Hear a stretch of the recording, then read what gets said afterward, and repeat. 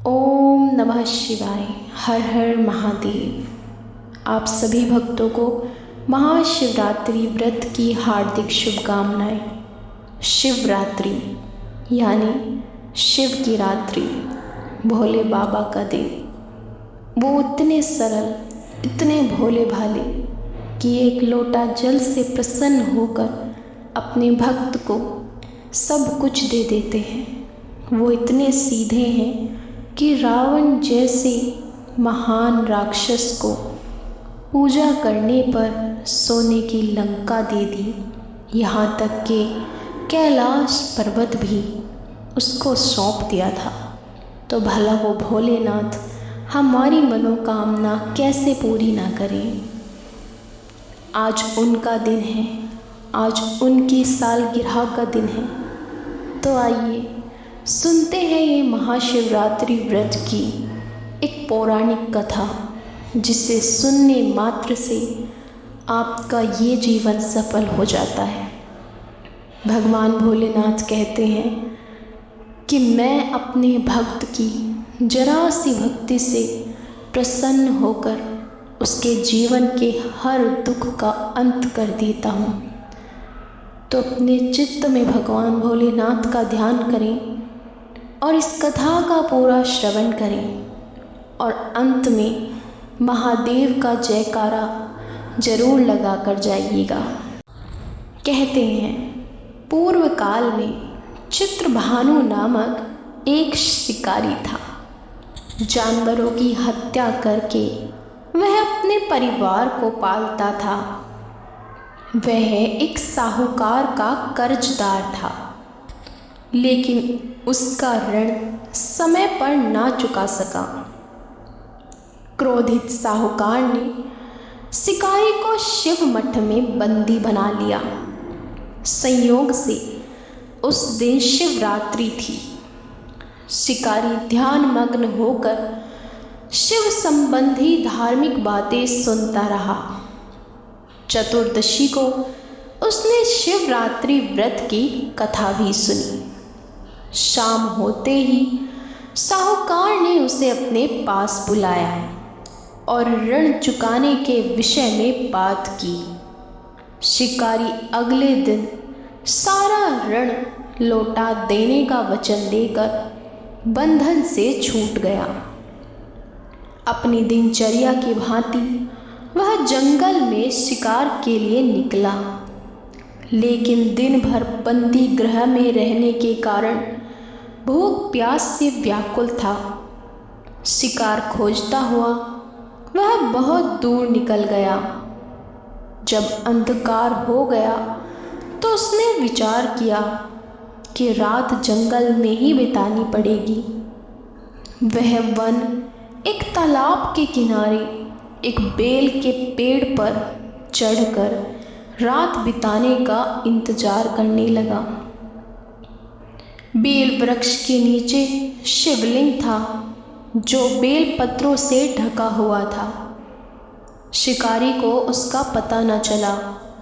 पड़ाव बनाते समय उसने जो टहनियाँ तोड़ी वे संयोग से शिवलिंग पर गिरती चली गई। इस प्रकार दिन भर भूखे प्यासे शिकारी का व्रत भी हो गया और शिवलिंग पर बेलपत्र भी चढ़ गए।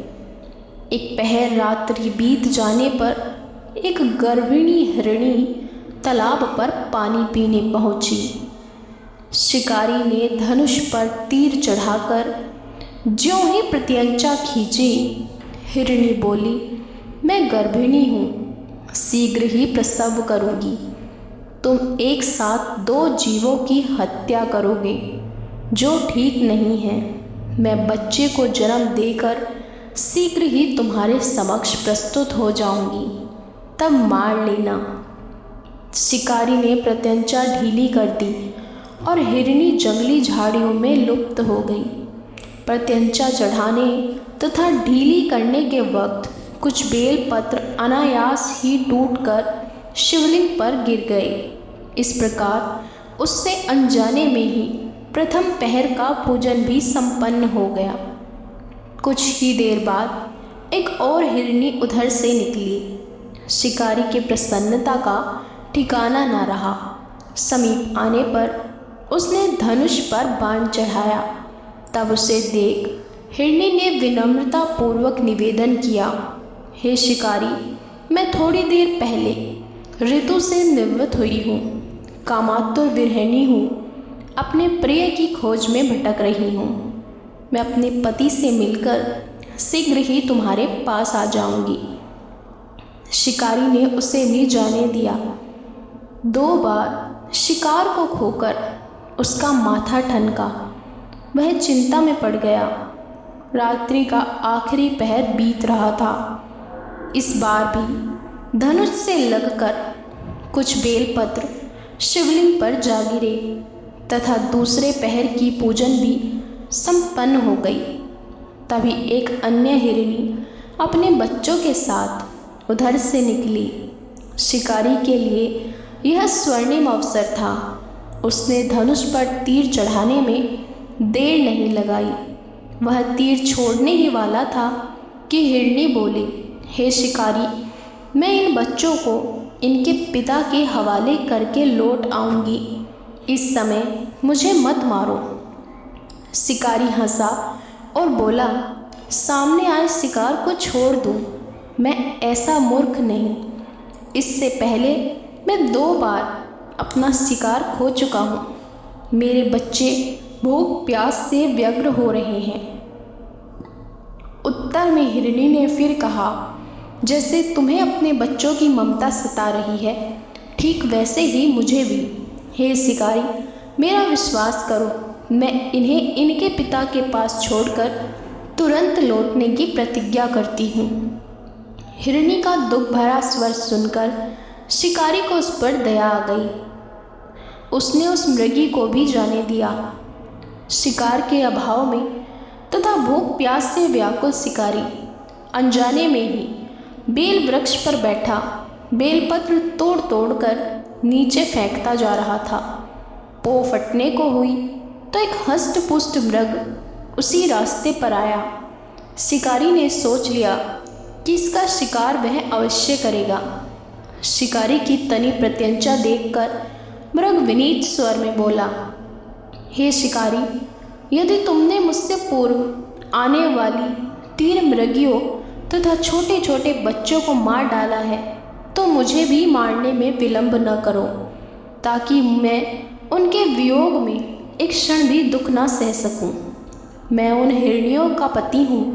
यदि तुमने उन्हें जीवन दान दिया है तो मुझे भी कुछ क्षण का जीवन देने की कृपा करो। मैं उनसे मिलकर तुम्हारे समक्ष उपस्थित हो जाऊंगा। मृग की बात सुनते ही शिकारी के सामने पूरी रात का घटना चक्र घूम गया। उसने सारी कथा मृग को सुना दी। तब मृग ने कहा, मेरी 3 पत्नियां जिस प्रकार प्रतिज्ञाबद्ध होकर गई हैं, मेरी मृत्यु से अपने धर्म का पालन नहीं कर पाएंगी। अतः जैसे तुमने उन्हें विश्वास पात्र मानकर छोड़ा है, वैसे ही मुझे भी जाने दो। मैं उन सबके साथ तुम्हारे सामने शीघ्र ही उपस्थित होता हूँ। शिकारी ने उसे भी जाने दिया। इस प्रकार प्रातःकाल हो आई। उपवास, रात्रि जागरण तथा शिवलिंग पर बेलपत्र चढ़ने से अनजाने में ही परशिवरात्रि की पूजा पूर्ण हो गई। परिणाम स्वरूप उसे तत्काल ही उसका हृदय निर्मल हो गया। उसमें भगवत शक्ति का वास हो गया।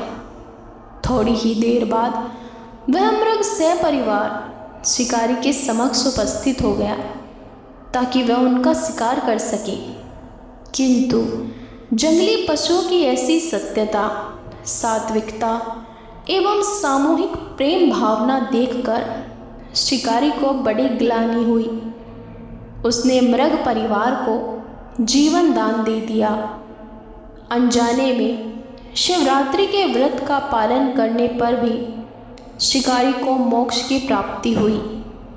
जब मृत्यु काल में यमदूत उसके जीव को ले जाने आए तो शिवगणों ने उन्हें वापस भेज दिया तथा शिकारी को शिवलोक ले गए।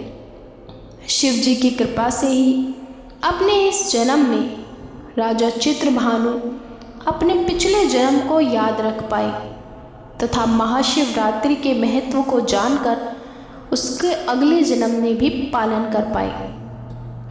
शिकारी की कथा अनुसार महादेव तो अनजाने में किए गए व्रत का भी फल दे देते हैं, पर वास्तव में महादेव शिकारी की दया भाव से प्रसन्न हुए।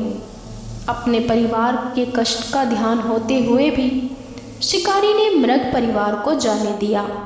यह करुणा ही वस्तुतः शिकारी को उन पंडित एवं पुजारियों से उत्कृष्ट बना देती है जो कि सिर्फ रात्रि जागरण, उपवास एवं दूध, दही, बेलपत्र आदि द्वारा शिव को प्रसन्न कर लेना चाहते हैं।